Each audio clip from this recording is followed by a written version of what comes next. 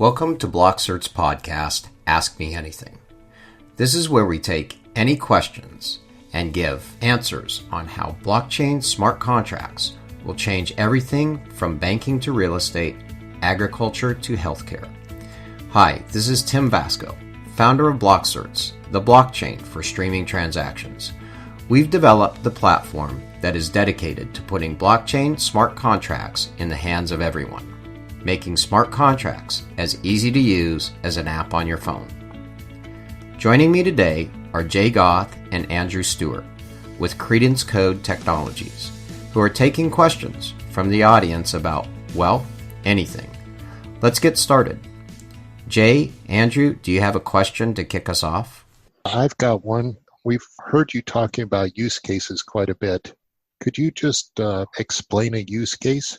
Yeah, so a use case would be something like a real estate transaction. So in a real estate transaction, it's quite complex and it's got a lot of paperwork traditionally. In addition, there are multiple parties required. We all know there's a buyer and a seller, but there's also a mortgage banker. There's potentially a lawyer involved. There's generally title insurance involved. And during that transfer, there might be notaries or witnesses necessary, and there would be a registration at the end. So a use case of the token, of a BCerts token in that regard, would be we would start out with the smart contract. Then as it went through the chain of these different people, all of whom are authenticated, when it gets to their time to interact with the transaction, they'll get on and do their work.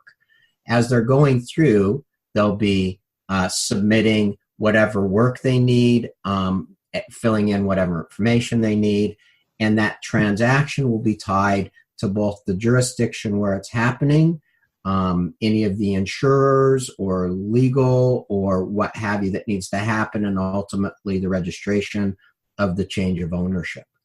And all of that happens on one dashboard through logins and through the smart contract. That entire contract and all those transactions are recorded on a block or a blockchain, which is the transportation of the data to the blockchain. So we now have a validated transaction, it's all registered, and it's all encrypted on the blockchain. If we ever need to see what happened during that transaction and unwind it for viewing, we simply, if we're authenticated and we have access within that block, can click a button and we get to see the piece that we were involved in, or in the case of a real estate transaction at the top level, the whole transaction. So that's how it works. It eliminates all the running around, all the email, all the paper, all the office visits, everything, because it's all authenticated on the blockchain and all handled automatically through notifications, dashboards, and the smart contract. Nice. Another question that we had was, could you explain the difference between the BlockCerts blockchain and a public blockchain like Ethereum or Bitcoin? Yeah, the BlockCerts blockchain is a private blockchain. So what's important about that is all of your information stays private. And what we're pushing to the public blockchain is all the transaction information. So what we basically do is we say, this happened, but at the point that it happened, it's pushing a piece of code. It's not actually pushing your real information out there. So it's not visible to the world on a public blockchain. That's one of the differences. The other difference is these public blockchains use miners, and miners cost money. At one point during the big boom where Bitcoin was double what it is right now at about $20,000, it would have cost $100, or it would have cost $56 to send $100 of Bitcoin. So obviously not very cost effective. Blockchains on the public market can get very expensive and very volatile, as we know.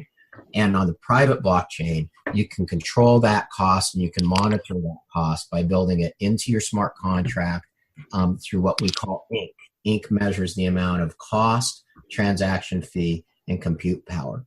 So the big differences are that we handle everything in a private blockchain. We can ping to a public blockchain for adjudication, but it all eventually comes back to the private blockchain. And again, we can unwind it and see out of all that code what actually happened in human readable form.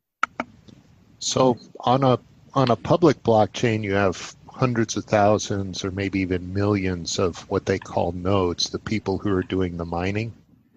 In a private blockchain, who are the nodes? How does this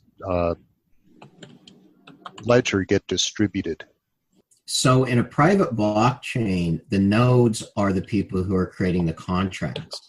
And that's called proof of stake. So anybody who has a stake in the contract actually mines these nodes and creates a new node. So one of the reasons the cost is contained and kept down is because the compute power behind all these contracts, and these are the computers that we're used to using all the time on the cloud, like Amazon and Google and Microsoft and Oracle or any of those public computers will actually be doing the computation and creating that structure when it's pushed to the private blockchain. So all of those nodes and all of that blockchain is contained with existing compute power. So millions and millions and millions of transactions going through create this chain and create the blockchain for validation and trust. Great. I have a question. How will this affect real estate agents? Will it support them making sales, or will it eliminate their services? That's a really good question. I think real estate agents are an endangered species. There was a great article in The Economist called "The Great Real Estate Ripoff" in North America. They explained how $8 billion could be saved in real estate transaction fees. As we all know, in Canada, there's, especially in the province of British Columbia, there are now taxes, special taxes. Some people might not know about this. For out-of-country residents, there's a 15% tax for buying a home here, and they just instituted another tax, which was a 2% vacancy tax. So if you own a $3 million home in a condo or home in British Columbia now, and you're not resident there, it's going to cost you an extra $60,000 a year to own it.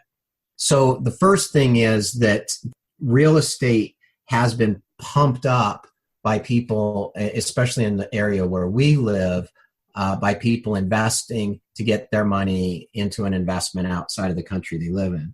Second, really relevant aspect of that is real estate prices every time they go up, or every time a property transfers goes up, equivalent to the amount of commissions that's being taken out. I think that was kind of left on the table in our economy up here, making it very difficult to say that everything that has created a very tight housing market and expensive housing market and real estate market has been a result in external investors or second homes.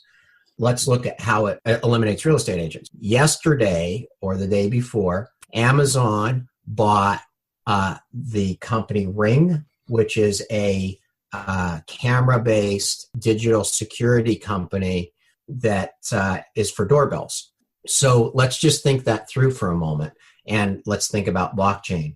What now prevents me from having my home with video cameras in it for security, my doorbell for Ring, my real estate contract that's been validated and authenticated online, completely online, and me piping into the Amazon Direct, which is why they're doing it, so they can actually enter the house and drop your package instead of leaving it on the front porch inside your front door.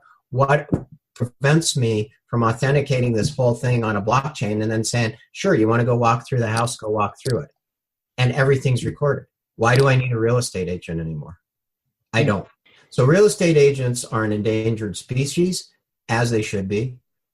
It's been to run around and in your car with a bunch of people to show them whether it's an office lease or a commercial piece of real estate or a residential home, and have all these costs associated with real estate transfer is pretty ridiculous, really, when you think about the technology we have today.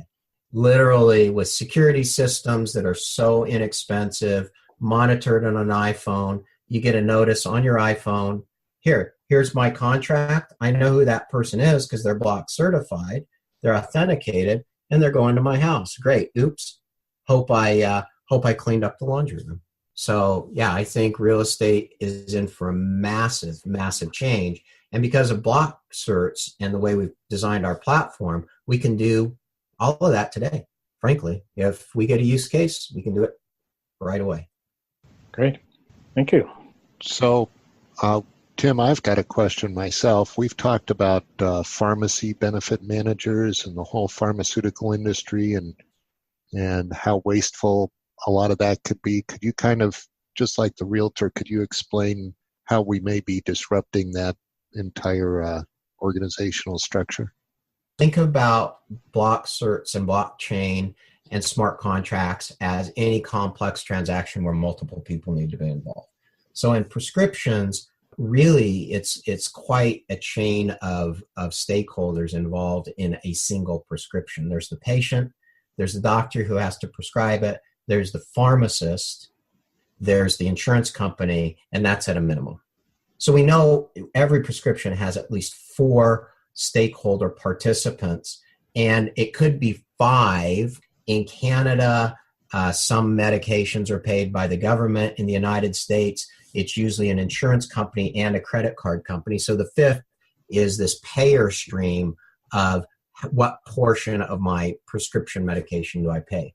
That's all done in the U.S. Through pharmacy benefit managers. In Canada, the government has a very big stake in this because it's the government is the payer. It's the master payer for most medical services. So when we think about a smart contract, what we need to do is we need to authenticate the doctor. We need to make sure the patient who's supposed to get the medication is getting the medication. We need to make sure that the patient's getting the right medication, and the pharmacist needs to do that. Then they need to do what's called a DUR, drug interaction transaction, so they need to check that. If there's an interaction, that generally then needs to stop the prescription and go back to the patient.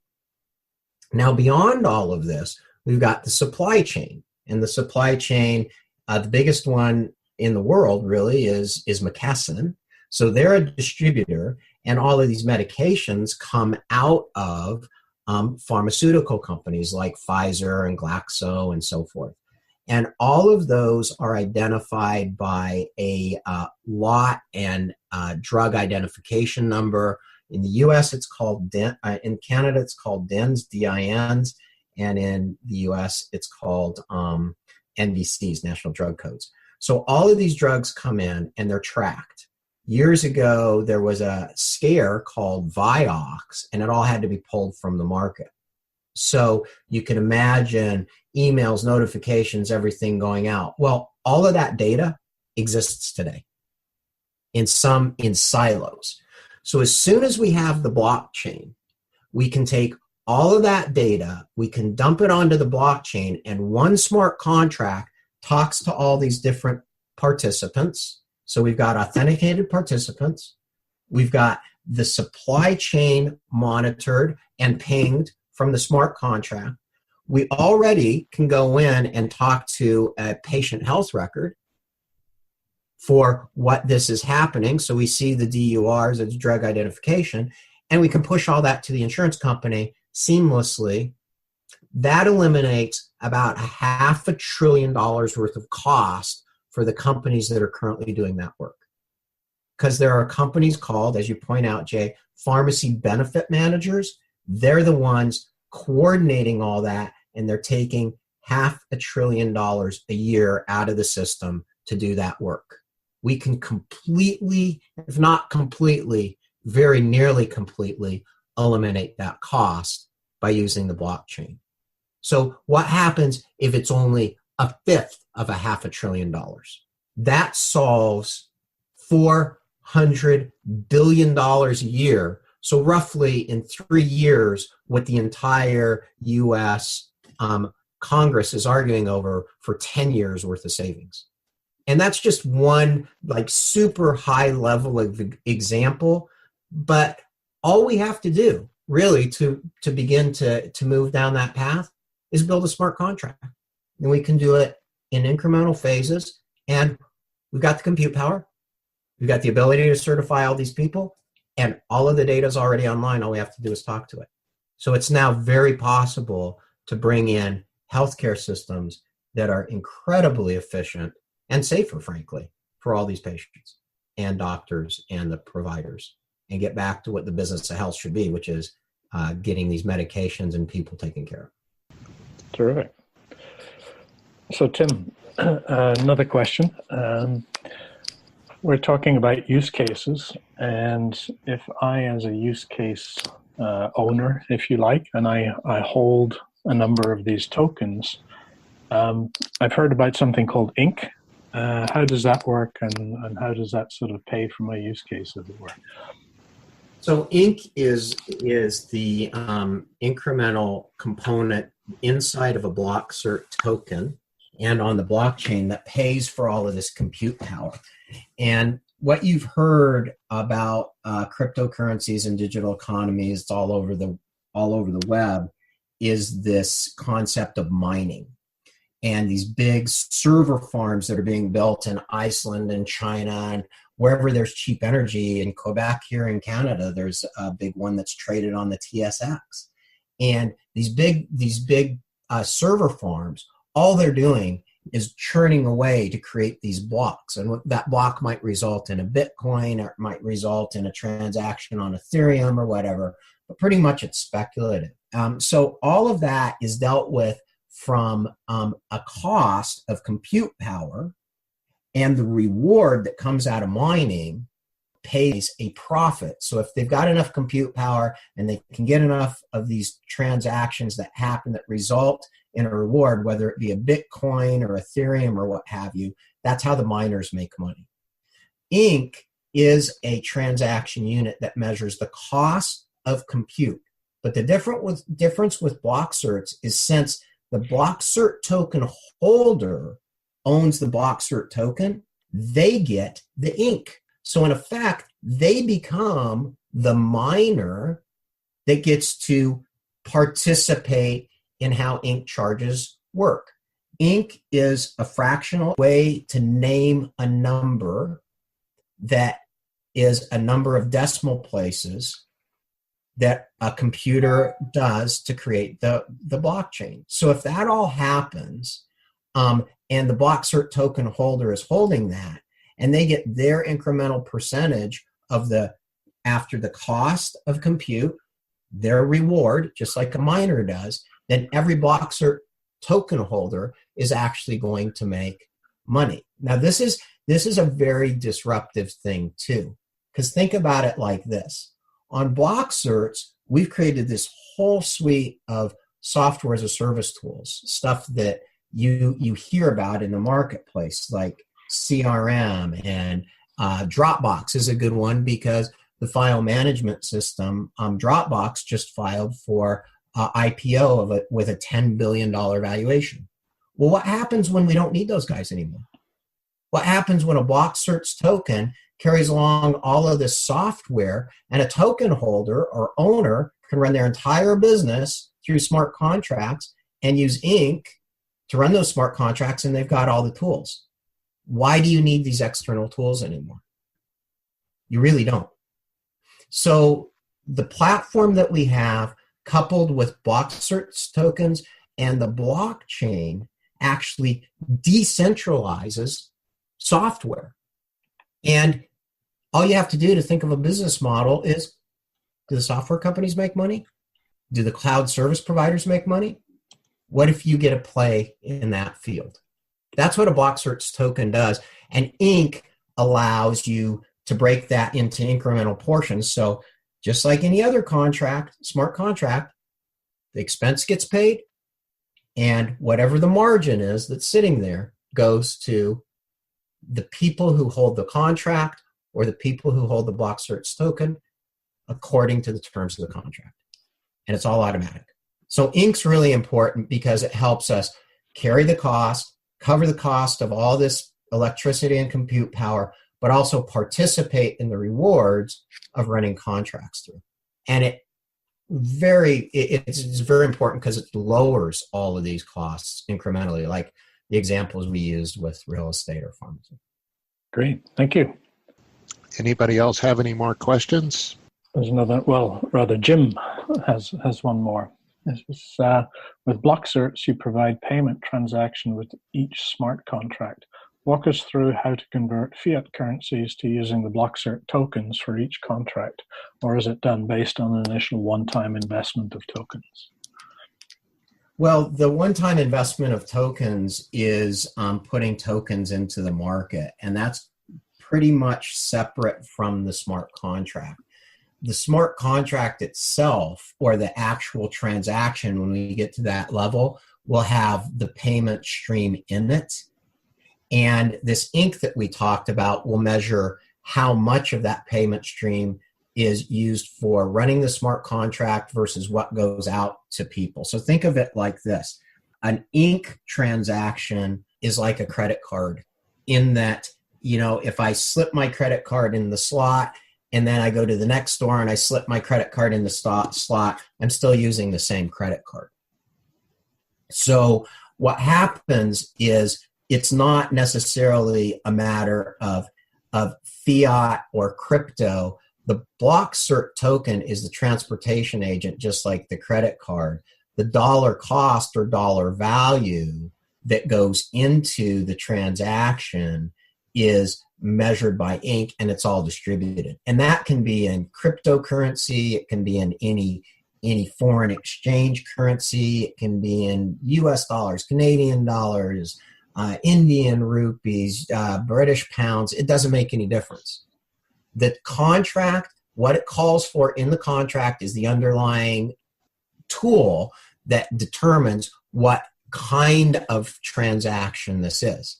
So it's just like traveling around the world with a credit card, and all the exchange happens on that smart contract. So can it be crypto? It could be Bitcoin, it could be Ether, it could be XRP, which is Ripple, it can be anything. It can be fiat currency, it can be literally anything. The BlockCerts token will just know that from what the transaction foundation is, and that's the smart contract. Great. We have one more question that came in, and that is, will the BlockCerts tokens be traded on an exchange once they're issued?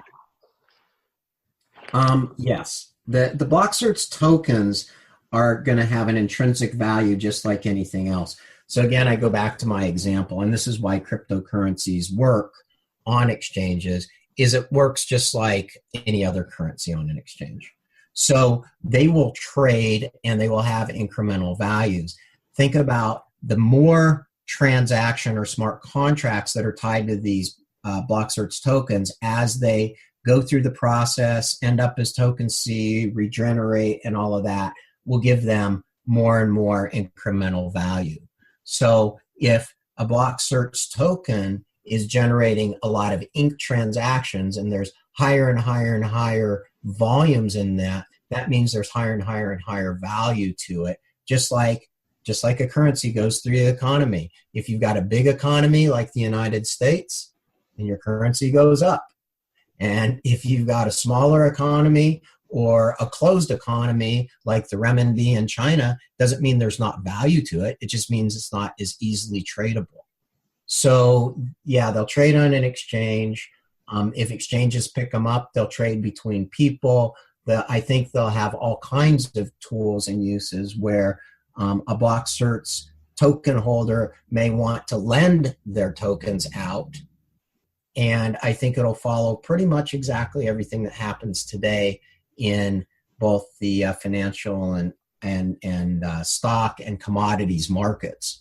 There are so many different variables that happen in all those markets, from commodities futures contracts, because these are actually smart contracts. So they'll be just like futures, to derivatives, to lending, to however it happens of these units.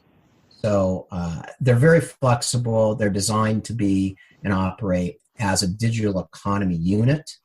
And I think they'll have a pretty active trading market. So just to follow up on that, Tim, a token holder is actually going to be seeing value increase in his tokens through traditional supply and demand, but also through the transactions that are running through the tokens and adoption and actually the ink that's being generated out of the tokens that are being used, whether he's using them himself or if he's lending them out to somebody else for use, right? Yeah, if you look at the primary revenue stream of Google, it's a great example. Google AdWords. Google AdWords are essentially tokens that Google holds, aren't they? And as those AdWords go around and the clicks happen through the YouTube channels we see and all the stuff that Google follows us around and says, oh, Tim's interested in sailboats. Let's have him click on this. And then they make some money. It's the same thing. So Google's, in my opinion, Google's AdWords are just tokens. And you've got one centralized authority holding all of those called Google. And they've done pretty good with it. They've done okay. And it's the same thing with BlockCerts tokens. When you have them out there and they're running through, how would you like to step in and have part of the shoes of Google? And I think that's why this decentralized market is so interesting and transformative. If not disruptive, it's actually distributional because it allows people who would never have that opportunity to participate. Yeah, it's going to change industries for sure. It's going to change business models completely. But so did Google. It completely changed the advertising industry and the media industry. So did Twitter. It changed the news industry. How do we get our news today? It's the same thing. This time in history is the biggest transformation since the internet started. And back then, people didn't even understand what the internet was in the early 90s. Until the mid 2000s, it wasn't really seamlessly usable. And most people don't even know that until 2008, nothing like an app ever existed. That was just 10 years ago. So this is going to happen fast. It's incredibly transformational. And yeah, just think of AdWords. If you were getting a penny off of every AdWord, would you like it, Jay? Tim, I'd like to see you write a blog post titled AdWords, the original digital token. I think I already wrote one. It's probably sitting on my computer somewhere. Perfect. I mean, that's a great allegory, and it's something that most people can understand. Yeah. All right. Well, it looks like we're done with the questions now. So unless there's anything else, we can wrap this. And if that's it, I wish everybody a happy weekend, and we'll see you next week. Sounds great. Thanks very much. See you next week on Ask Me Anything with BlockCerts, and we hope to have you join in the move to bring BlockCerts to the market. Thanks, everybody. Thank you.